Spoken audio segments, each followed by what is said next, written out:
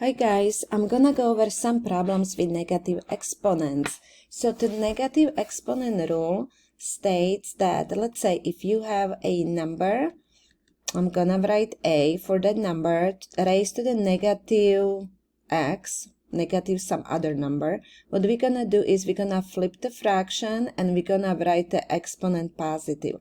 Now you might wonder how flipping the fraction, there is no fraction. Well, we have a negative x power over 1, that is invisible 1, right? So you have over 1 and you flip it and you make the exponent positive. Okay, so let's look at the first example over here. We have 1 divided by m to negative squared. So what we're gonna do is we're gonna flip the fraction, so which is m over 1, and we're gonna make the exponent positive. Okay, so we don't have to write over 1, it's gonna be just m squared.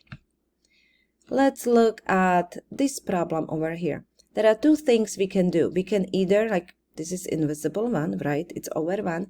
We can either flip the fraction and write 1 divided by x squared to the 4th power, make the exponent positive, which equals 1 over x to the 2 times 4 is 8, and that's the answer. Or, I'm gonna write or, what you can do is you can also distribute the negative 4, and you can use power rule first, which is gonna be x.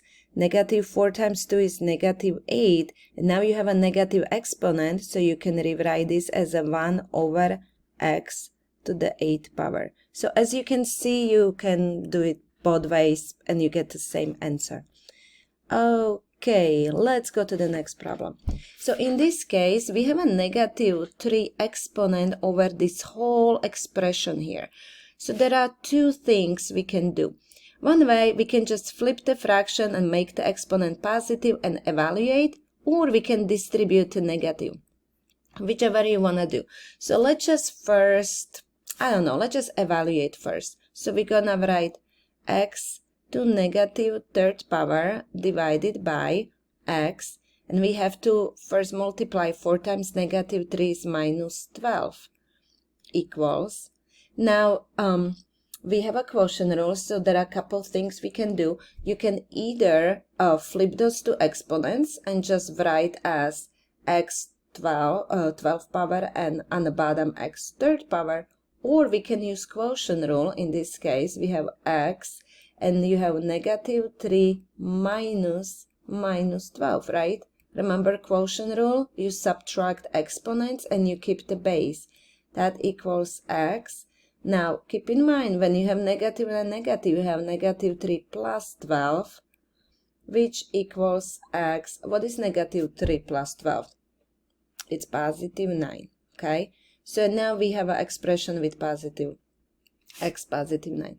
Or I'm gonna write or. What we could also do is you could flip the fraction. Let's say you have x to the 4th and negative 3rd power. What you can do, you could write x to the 4th and x on the bottom, this whole thing, to the 3rd power. And then when you evaluate, you're gonna end up with x 12th power over x 3rd power. And using quotient rule, 12 minus 3 is 9. Oopsie, sorry about that. Let me just go back. Okay, so then we would get the same answer.